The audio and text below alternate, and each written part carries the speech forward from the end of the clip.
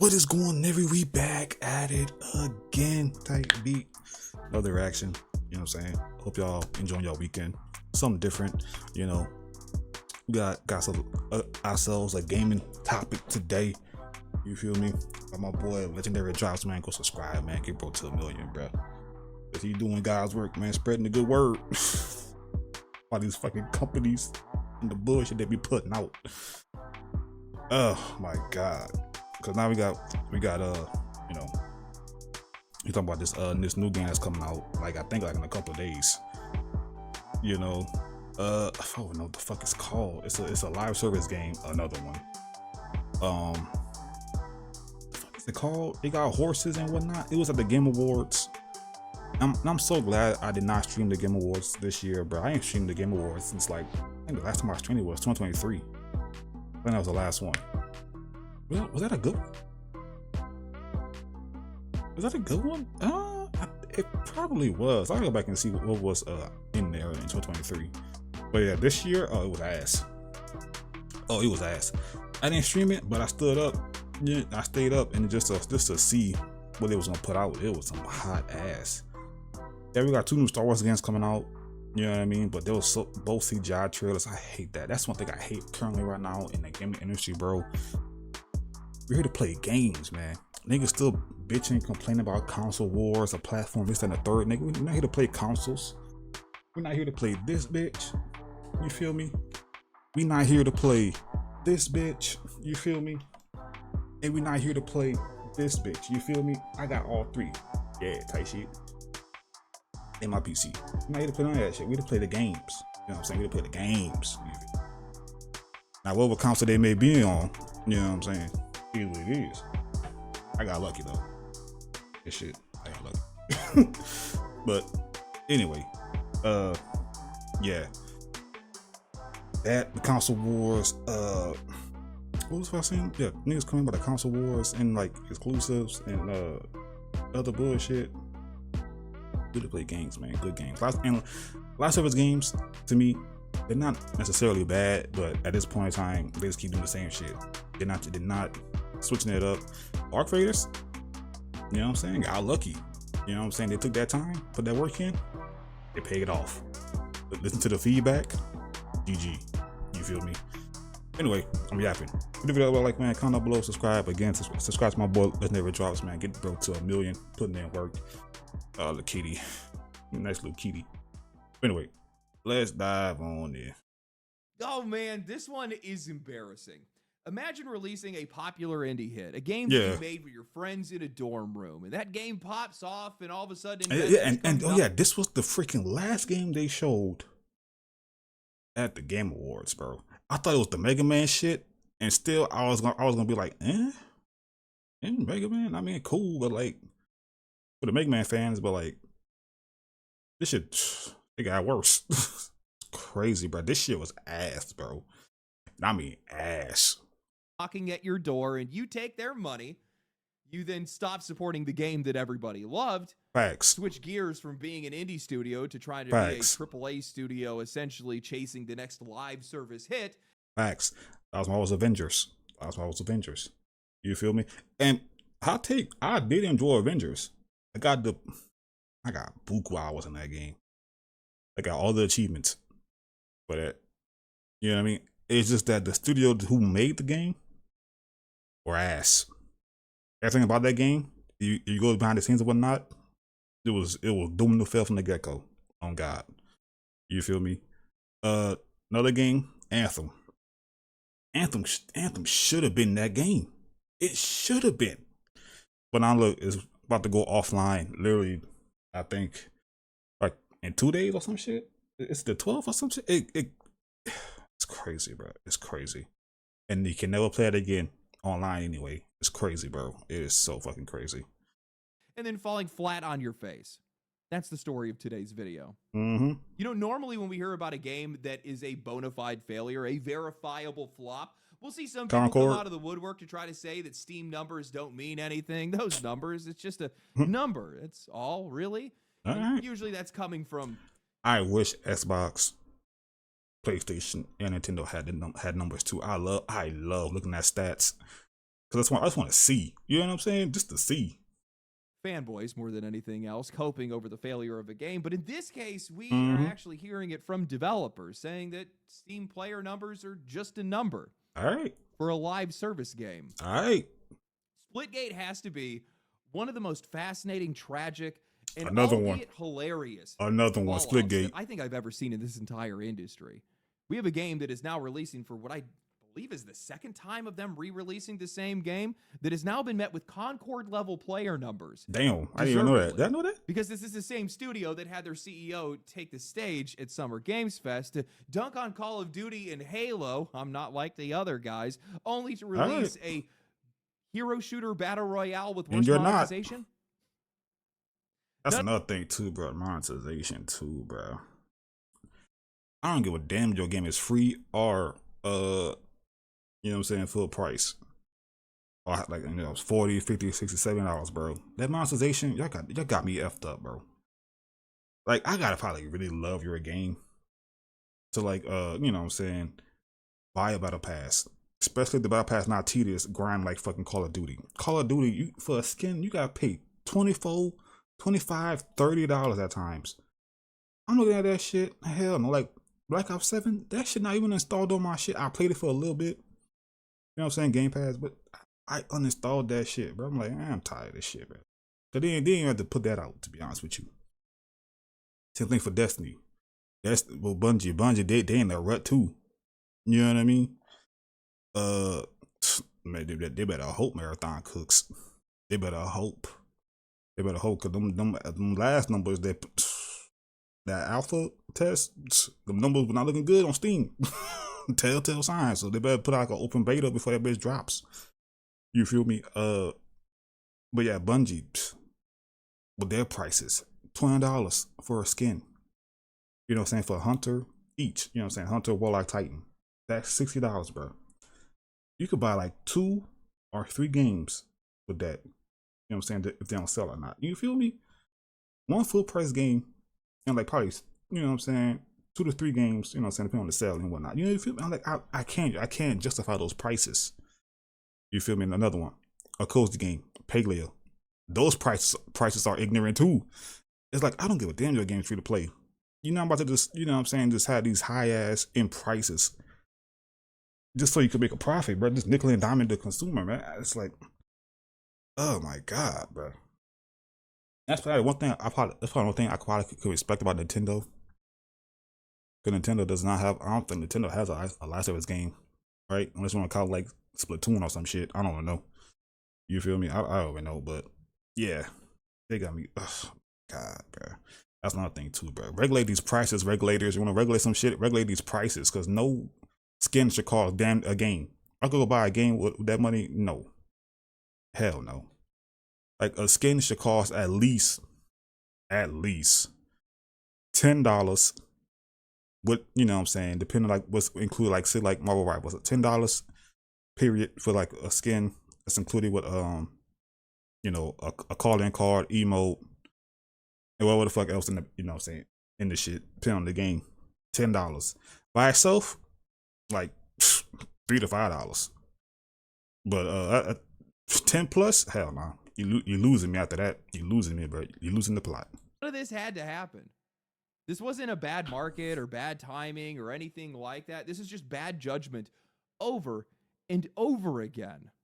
This is a studio that turned away from the players that made them, chased money and a version of success that only ever existed in their head. Mm-hmm. So today, Sony, another one, bro. Sony ball. Oh my God. I want to talk about how I think this is one of the biggest own goals I've ever seen in this industry, and how also I don't think these guys are going to be alone in it.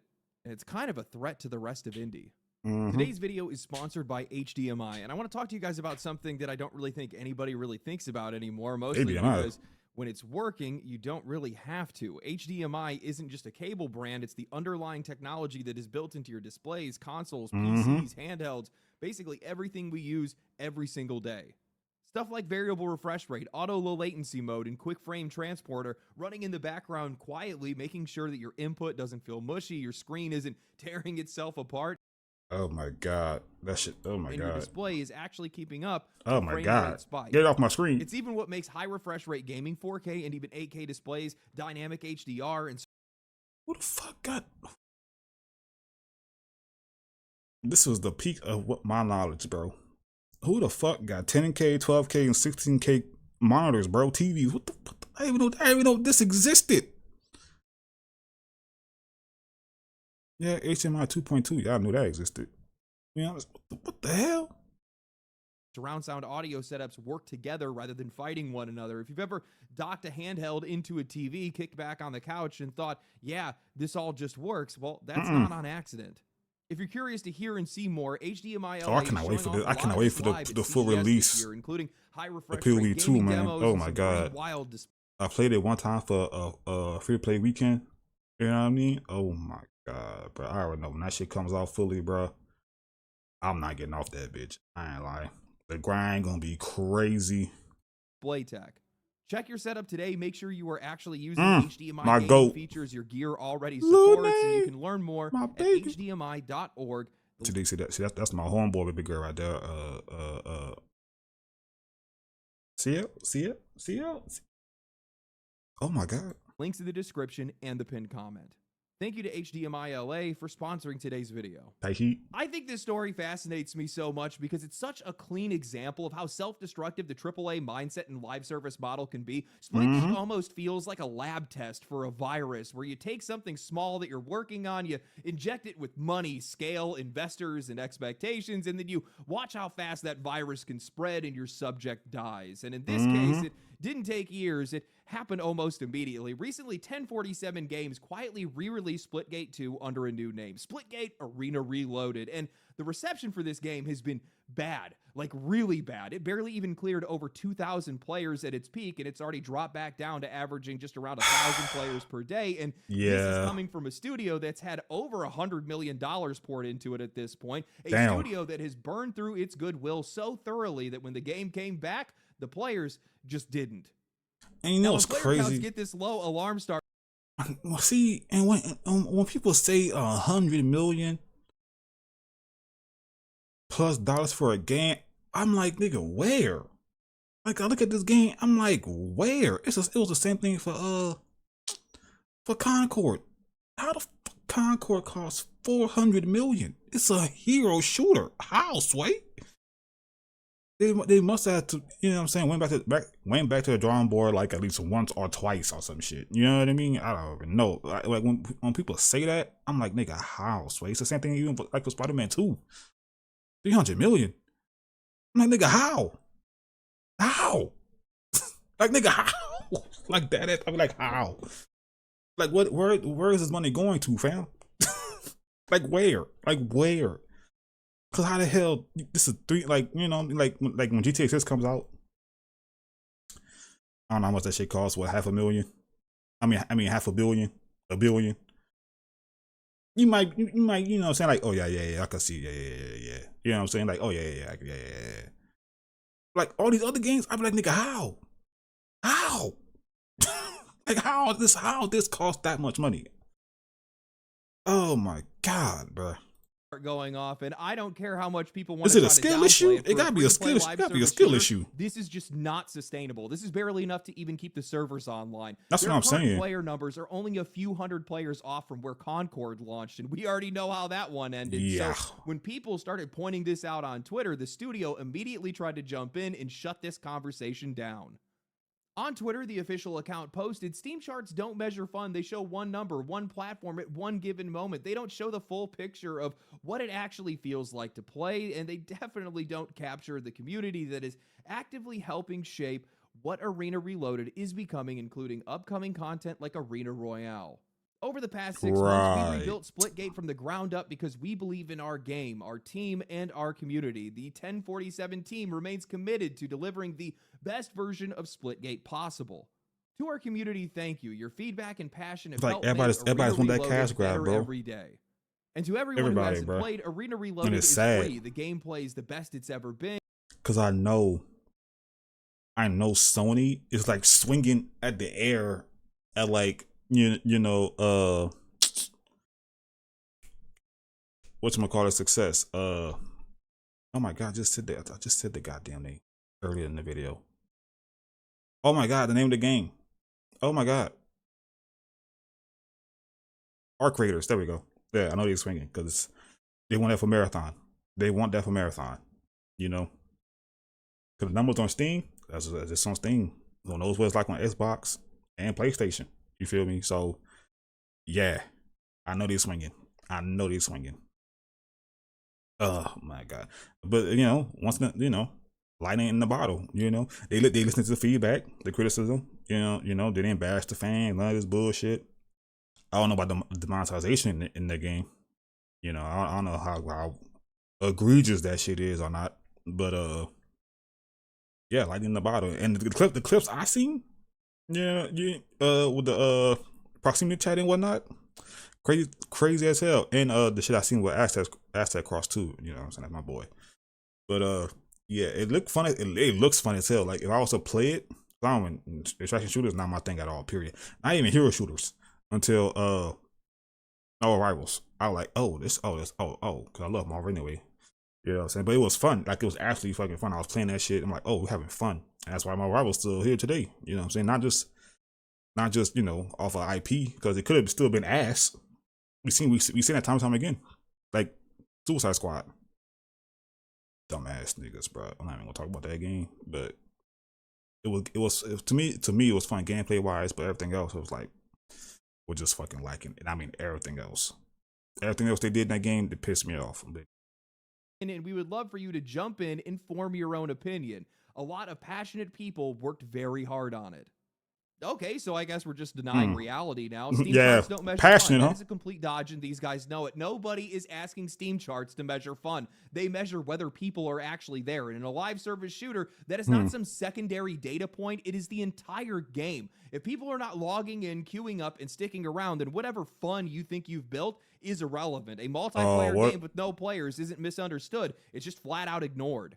I'm sorry, but player numbers directly affect the experience. Low population means slower matchmaking. It means playing the same people over and over again. It means bot-filled lobbies. That shrinks match variety, that kills progression pacing, and it turns every single lobby into either a sweatfest or a ghost town. Player numbers don't just reflect interest. They actively shape whether the game is going to be enjoyable at all. You don't get to pretend like those numbers are some abstract when it is directly dictating how this game feels minute to minute.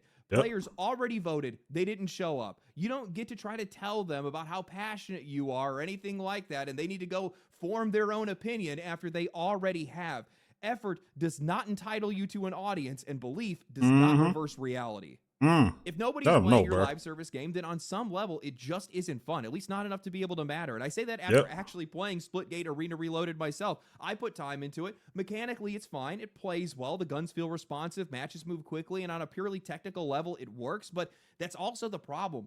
It just only works. What makes this game not fun isn't the mechanics. It's the complete absence of a community and personality. Nobody's talking in the lobbies. I'm constantly being matched with the same people because the player pool is so small and everything else is just bots filling the gap, which means that every single match is just playing the same way. The maps are functional but forgettable. The characters are faceless. People just wearing suits with no personality, no identity, nothing to be able to latch onto. Visually, it's just kind of bland across the board. Nothing sticks. Nothing is leaving an impression. And the whole thing, all that matters. Level, like all of that matters. It's the little things, bro. All of that shit matters. Arena shooters live by that game-to-game experience. If matches start to blur together, you just start drifting away. You stop caring. You stop logging in. That's something that I talked about just recently with people in my community Discord about whether or not any of these traditional shooters or arena shooters even have a place anymore. And like this, I don't think they do. These games used to thrive on culture, open mics, trash talk, jokes.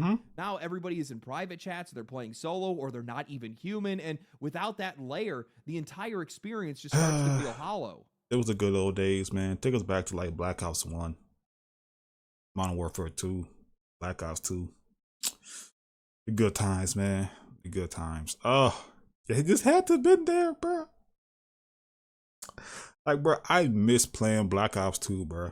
Like, I really missed. That's part of my favorite Call of Duty, hands down. Like, period, bro. Oh my god, bro, take me back, bro. It was the good times, man. And around that time too, we had Halo Reach and I think Halo 4. Take me back, bro. Just take me back. See, Microsoft low key, they eating. When they come to live service games, they got a bunch. They have a bunch. Yeah, they eating. You know what I'm saying? I know Sony they're hating on that. They want that so bad. They want that cash cow. They want at least one good cash cow. If you want that, bro, and you got one. You got Destiny, bro. Invest in Destiny. That's your shit. Make that game better, bro. Cause Bungie needs the help they can get, bro. Oh my god, they need all the help they can get. Even though I'm enjoying Renegades, don't get me wrong. I'm enjoying Renegades. But Edge of Fate, fuck me. I enjoyed the narrative for Edge of Fate, but everything else, I'm like, oh my god. But yeah, it's you win some, you lose some. They gonna learn the hard way, bro. They are going to learn the hard way. You know, and then some of these niggas will try and make games $100, bro. 80, 90, $100. Like, bro, who do y'all think y'all are to be charging y'all price for this? I mean, y'all can if y'all want to. Y'all gonna find out who gonna actually pay for that shit. But like, who do you think y'all to charge? Anyway, I'm about to yap. Let me stop. And what bothers me is that it never had to be this way. Splitgate had a community. It had momentum. And over time, they just burned that all away. And now what we're left with is this self-fulfilling prophecy, this game that's no fun because nobody is playing it, and nobody is playing it because the game feels empty. And that emptiness is not a mystery or a market failure. It's just a result of choices. This isn't a game that's struggling to find an audience. It's a studio that already lost one. Splitgate started off as a small grassroots project built by its founder Ian and a handful of friends, a dorm room game, if you will, and it went into beta in 2019. They slowly built out a core audience, and then it really broke through with its 1.0 launch back in 2021. It became one of those pandemic success stories, peaking over 67,000 concurrent players on Steam, and for a team of roughly 20 developers, that's massive. It's the exact kind of story that we talk about on this channel all the time, but what makes this one different is alongside that 1.0 launch, 1047 Games would also announce that feature development of Splitgate would effectively end. Yeah, they released the game and then threw it onto maintenance mode. And then 2 months later, they would come out and say that they also got a $100 million venture capitalist investment. The team would then pivot almost immediately to a new project, and the player base felt it just as fast. Within a month, Splitgate's numbers collapsed to under 10,000 concurrent players before everybody else just moved on. But that's fine, right? Because apparently Splitgate 2 is right around the corner, only now it's not a scrappy 20-person development.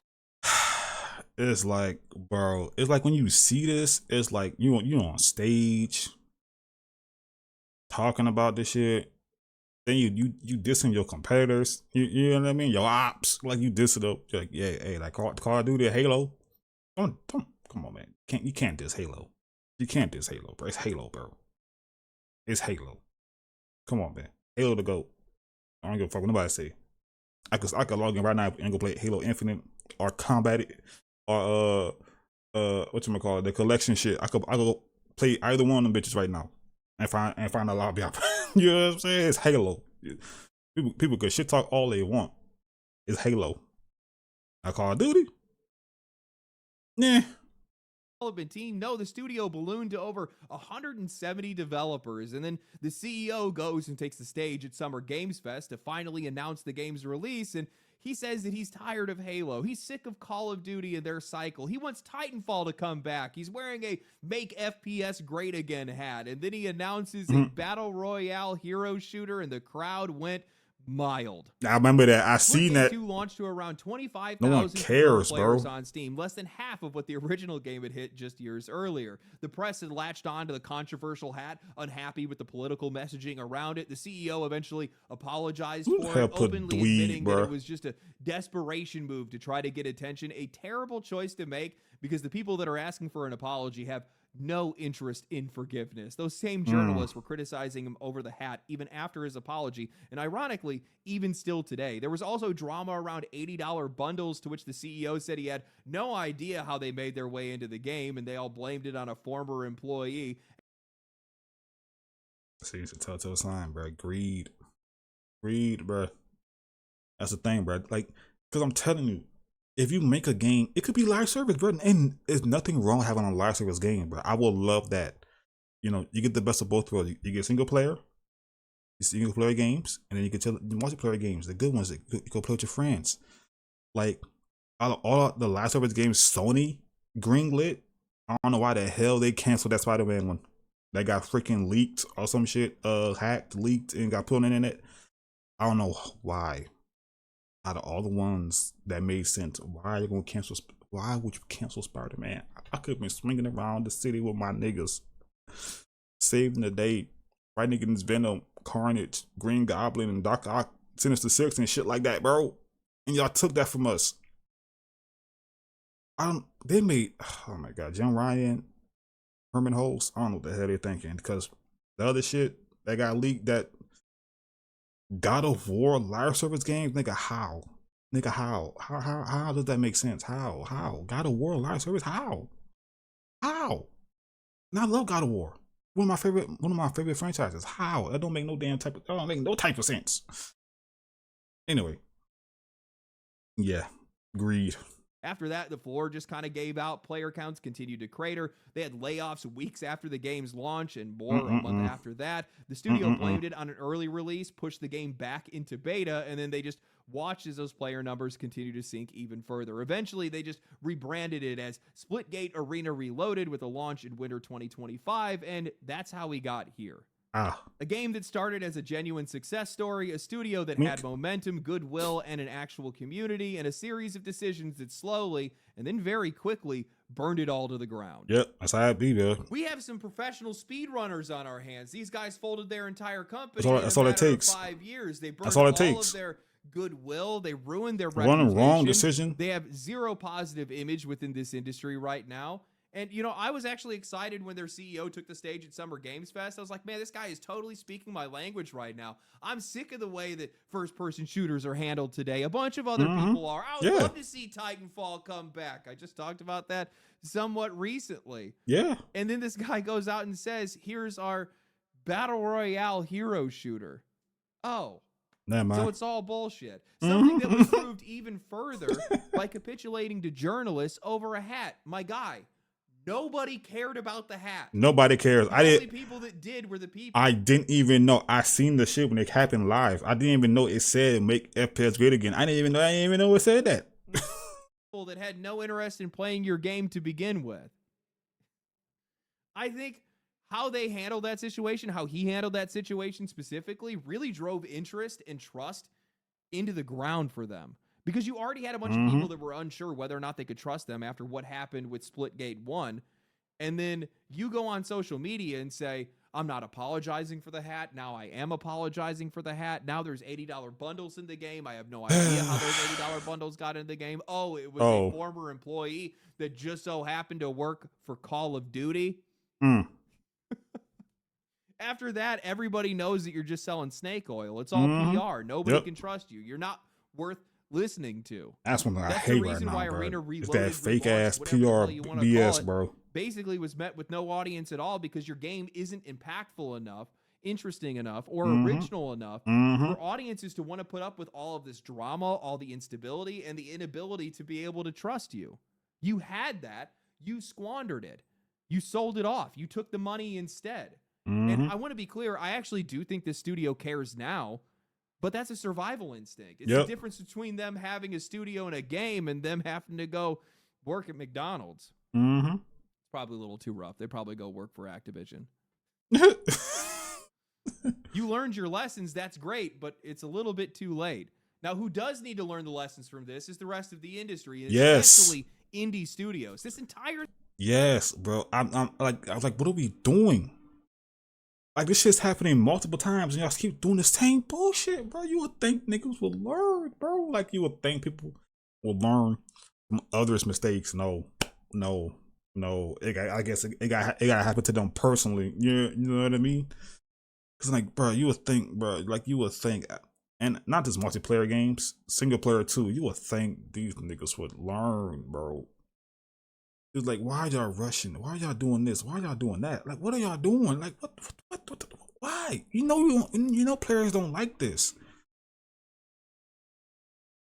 You know what I'm saying? I put out on studios and the publishers, on both of y'all. Like, what are we doing, bro? And it's even worse if you're a studio that's not even owned by a publisher. You know what I mean? Like, damn, bro, what the fuck? You forgot what it was to be a consumer? Like, what's going on? Anyway, man. Thing was just caused by hubris.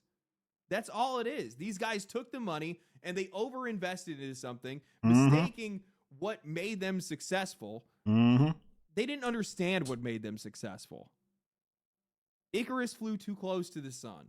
And got boinked. And with AAA games struggling, with indie games taking off, AAA is going to start circling these guys for success. Yeah. Which means something like this is bound to happen again. Yep. Splitgate's lack of identity, the bad calls around Splitgate 1 and 2, the CEO embarrassing himself on stage, all of that stuff matters, but the bigger issue here, the one that actually explains why this collapsed the way that it did, is that 1047 completely misread the interest around their own game. They treated Splitgate like it was this foundation for a massive AAA scale live service platform, when in reality, it just wasn't built for that. And once they tried to force it into that shape, everything started to break. Splitgate 1 was a solid game. People liked it, but it also launched in a very specific moment. Like a lot of games during the pandemic, it benefited from audiences that had a lot more time, fewer alternatives, and a higher tolerance for sticking around. The player count fell to around 10,000 players within a month. That wasn't some freak collapse. That was probably the real size of that game's audience. Yeah. And that number keeps showing up again, or at least right in that neighborhood. With Splitgate 2, that was 25,000 players. With Arena Reloaded, it's just 2,000 players. Every launch roughly lands in that same place because, well, that's just the ceiling that they never wanted to acknowledge. Mm-hmm. That misread is exactly why that $100 million investment changed everything for these guys. Those investors did not come in looking for a modest arena shooter with a loyal niche. They were chasing the next GTA, the next Fortnite, the next live service unicorn. This is the same time frame where we saw billions of dollars being dumped into gaming startups. And it's like, if you guys want, like, bro, like, okay, it's like you would think they would learn, like, okay, if we trying to be like Fortnite, you know what I'm saying, the next Fortnite or GTA, you would think they would stand like, even like, you know, I used to play Fortnite with my cousins back in the day, faithfully, you know. Fortnite is still a fun game, and now Fortnite has user-generated content. It's just, you could do too much in Fortnite now. You know what I mean? It's too big. Eric got the name, brand, all that shit. You know what I'm saying? GTA 5 online. GTA in itself is fun as hell. It's a fun damn game. I mean, some people might not like some of the updates they put out with GTA Online, like that damn bike, that flying bike. Yeah. But other than that, like, it's still a fun game. Like, it's still updating to this day. It's got a new damn update for GTA Online. You know, it's fun. It's fun. It is fun. And it's crazy. GTA 5 doesn't even have freaking a battle pass. Like, none of that. It don't have none of that shit. All it has is shark cards. Now, GTA 6 might have a battle pass and shit like that for, like, you know, skins, cars, and apartments all over the fuck. It might actually have that shit this time. You know what I mean? So they might even make it probably even more money on the cool. Yeah, for GTA 6 to fail, it got something crazy gotta happen. I mean, crazy. Somebody gotta say some stupid shit or do some stupid shit for it to be like, to fail. But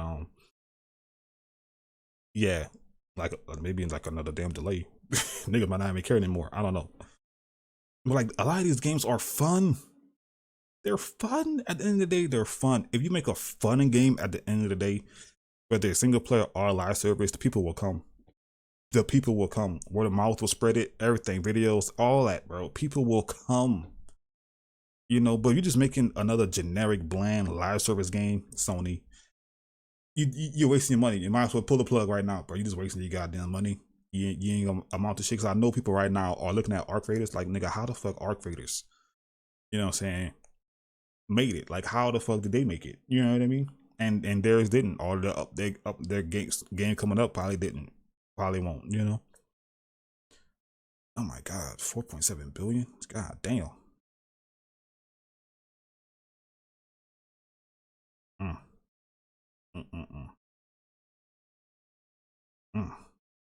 Pure speculation alone. And when you go from a 20-person team to a studio of more than 170 people, when you're suddenly sitting on 9 figures, Nine to make figures, your next bro. game, your priorities are going to shift. You're going to stop building for the audience that you Yep. have, and you're going to start designing for an audience that you wish existed. You're going to chase trends. You're Exactly. going to widen the funnel. Exactly. You're gonna go monetization first and hope the rest of the game follows. That's why that monetization story matters to me. Hiring a former Call of Duty monetization manager is not an accident, and I do not. That is a red flag, bro.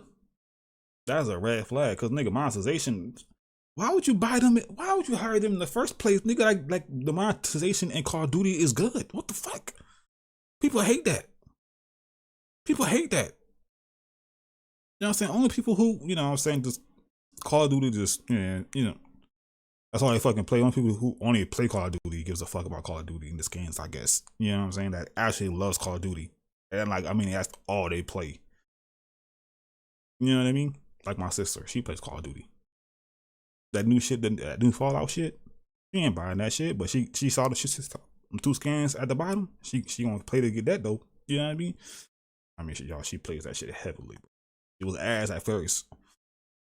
I ain't gonna lie, she kind of like that for real. But she only play core. I play hardcore, but I digress.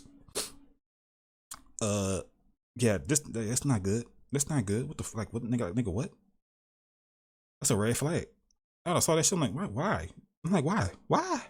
It for a second that their leadership somehow just didn't know that the game launched with $80 bundles and aggressive pricing pretty much across the board. When you're operating at that scale, those kind of decisions do not slip through the cracks. And by the time Splitgate reached that point, the studio is now answering to their investors instead of their players, and they're not thinking about protecting a community anymore. They're just trying to justify an investment. And I think that shift in mindset leads directly into the real fracture. Walking away from Splitgate 1 that close to launch is the moment that players realized that the studio had already moved on. Live service games survive on the idea that if I invest my time into them, then the game is going to invest right back into me. Splitgate broke that expectation almost immediately, and once players see that, well, they're going to leave too. And after that, the studio just forgot about who they were. They blew up in size. Everything started getting safer. When you go from 20 people to over 170, decisions don't come from instinct anymore. They come from consensus. Ideas are going to get watered down, risks are going to get avoided, and anything that's too sharp is going to get smoothed out. Instead of asking what makes this game ours, the question becomes, what is the safest version of this game that we can ship? And if that's what you end up with, well, that's how the game is going to technically work, but that doesn't mean that game is going to stick. Nothing bold, nothing memorable, nothing that's going to give players a reason to want to come back to it after playing it for a few sessions. I just think that these guys are way too self-assured, or maybe investor-assured is probably the better term here. That Summer Games Fest moment now tells me everything that I need to know because of how these guys saw themselves. You don't posture yourself as the savior of the genre if you don't believe that you belong on that stage, but that confidence did not come from the players. It came from capital. From that point on, Splitgate was not being shaped by the community anymore. It was being shaped around expectations set by investors, by headcounts, by the idea that this game had to be big and that it would be big. And once that became the goal, the game itself stopped being the point.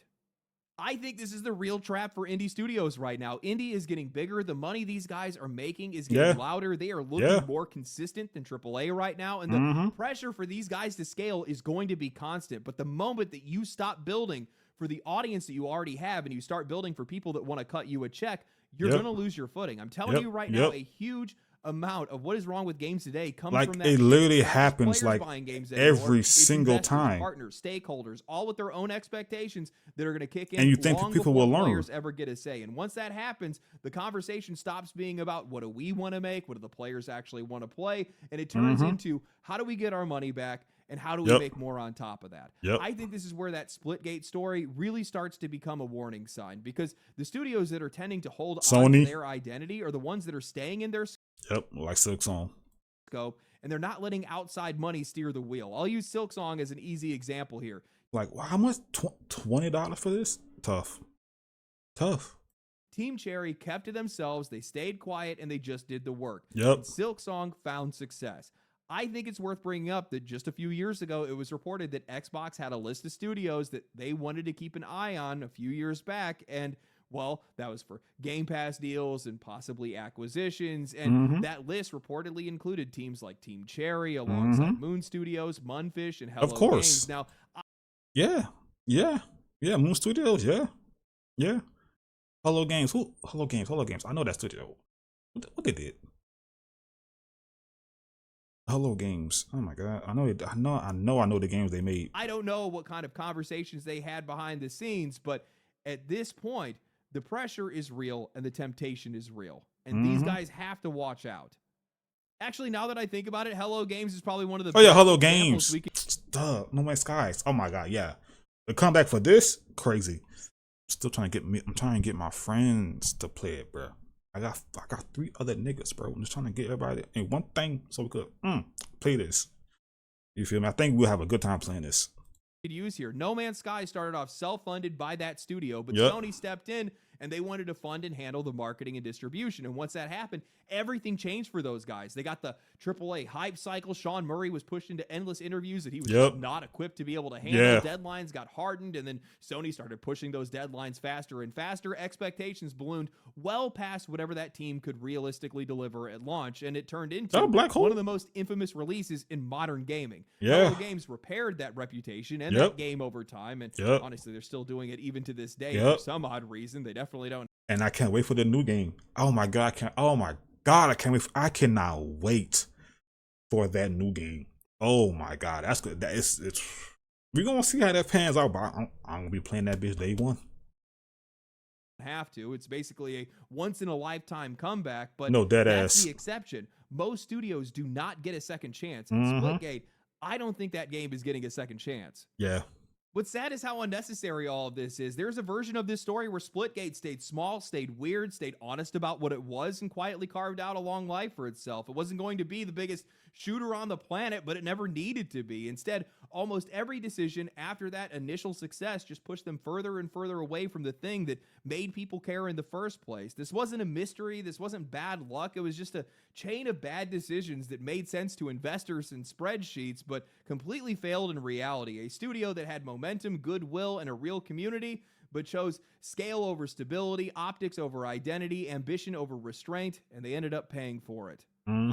I'm telling you, man, investors are the bane of this industry. They just don't belong here. It's just like oil and water. They just don't mix. Yes. And the minute they cut that check is the minute that you put something in someone before your games and your audience. And that just doesn't work out in the long run. While I'm sure there's some games it works out for and other games it doesn't, I do not think it works out for these games over time. And if you look at AAA and all these publishers, it's like the parasite that's attached to them at all times. It's just sucking away resources and talent and creativity and restraint and ultimately good games. Investors demand constant growth. Not only do they want their return on investment, but they constantly want to make profits then after that. They're always expecting the number to go up. And more than anything, a lot of these guys are looking for predictability. They're looking for predictable returns from a lot of these games. And I've said this before. I've said it 100 times, and I'll keep saying it. The video game industry, at least from my perspective, is anything but predictable. Well, I definitely think there's some games you could look at and say, oh, yeah, that's a for sure thing. The thing that's not for sure is where the players are at.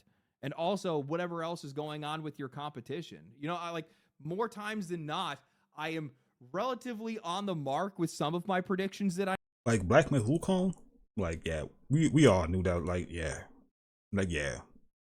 that was it. You know what I'm saying? Hogwarts Legacy, and that shit. Like, we all knew. Like, that was it. You know what I'm saying? Like, even Cyberpunk, with all the bullshit that happened with that game, we still like, this is it. Yeah, that's another one. Yeah, that's it. You know what I mean? Clay Obscure, yeah, that was it. Oh, well, as soon as I seen the Clay Obscure, I'm like, oh yeah. Oh my god. But with Arc Raiders, while I thought that game was going to do really well, I didn't think it was going to do nearly as well as it has, or that it's continued to do since then. I mean, who would have guessed that this genre? And you know what's crazy? At least on the Xbox, I see this promotion for it, like it's on sale right now, like $30, I think, and it's doing well. So I think they're really trying to they probably trying to get like a big install base, low key. You know what I'm saying? Trying to get more people into the game. You know what I'm saying? Maybe $40 not, you know, people can't. Some people can't do. Maybe 30 probably, or 25 or 20. You know what I mean? So Yeah. Actually would have clicked with players on a mass scale, especially with casual players. But it's just the way that they built their game and how they put it together that it actually makes sense. And yeah, it's performing well beyond what I thought they were capable of. Oh yeah. I genuinely am afraid for Indy. These guys have been making a lot of money. A lot of money. Some of these games have outperformed AAA. Yes. A lot of these games have been outperforming AAA. And from an investor, just from like, even like just from like word of mouth and just PR standards, you know what I'm saying? People like, oh yeah, you know what I mean? Just even from that alone, you know what I'm saying? It's like, oh yeah. So like, keep a lookout for Indy, bro. You never know that next gem might pop up. Might be a new gem this year. You know what I'm saying? Last year was Expedition 33. You know what I'm saying? This year, who knows what it might be? Bars. Perspective, if I was to take myself out of my video game chair, this looks like the safest investment I've ever seen. Because these guys are way low to the ground. They don't need nearly as much money, so there's very little risk involved. If it fails, okay, I didn't really lose that much money. But the upside is like penny stocks. You could 100x your money if the profits are good enough. If the game blows up and it just makes a ton of cash, well, you're going to get rich as a result of it. And I think a lot of these guys are going to be coming in and looking at that. While a lot of the venture capitalist money is dried up in this industry, at least for now, it's going to be coming back. It always does eventually. Eventually. And I think the temptation is going to be there for a lot of these studios to scale up when they start seeing some of those checks get cut. But I think that one of the things that makes these indie games what they are is the fact that it's a small, passionate team that's working on it, not a team that scales up past 100 people. I mean, Splitgate, 1047, these guys literally scaled up to a AAA studio. 170 plus people. Yeah. That's what most AAA studios have, at least in some of their like smaller satellite studios. That's a lot of people, man. That's a lot. It's a lot of expectations. It's a lot of salaries that you have to pay, and that's a lot of money that you have to make on top of that to be able to make profits for the people that invested in you. Exactly. Those are the expectations that I don't think a lot of these games can keep up with. Anyway, hope you guys enjoyed the video. If you guys did enjoy the video, like the video, subscribe to the channel. Follow me on Twitch, follow me. Already did, bro. Already did.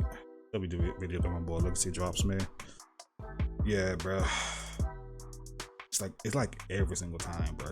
You know, a studio and publisher I do not like currently, like the most right now, besides, you know, Ubisoft. I don't give a damn about Ubisoft, like, at all. I know boys got hacked like twice. I could get 2 Fs. I don't even play Ubisoft games.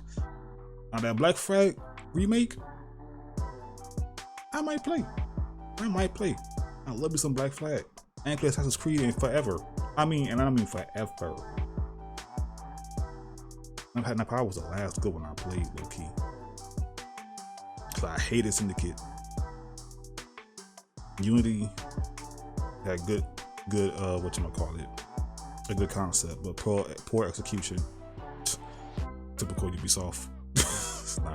It's crazy. But yeah, the studio and publisher I hate right now is Snell Games and Wildcard Studios. I can't believe we legit might end up getting GTA 6 before Ark 2. That is fucking crazy to me. Ark 2 was announced in 2020. I legit gave up on that game. I'm dead ass. Like, I'm like, fuck it, I don't really care anymore. I don't really care. But yeah, you would think, I don't know, man. If Microsoft would have bought them niggas, would it be different? I don't know. Cause like Snell Games, I'm like, really? Anyway, I could go in on them niggas for a minute, a cool minute. I digress. Thank you for watching. Again, if you guys enjoyed this video, man, hit the video with a like, man. Subscribe again to Legacy Drops. Keep it up to 1 million, bruh. Again, spreading the good word in these gaming streets. But yeah, love y'all, and I'll see y'all the next one. Peace.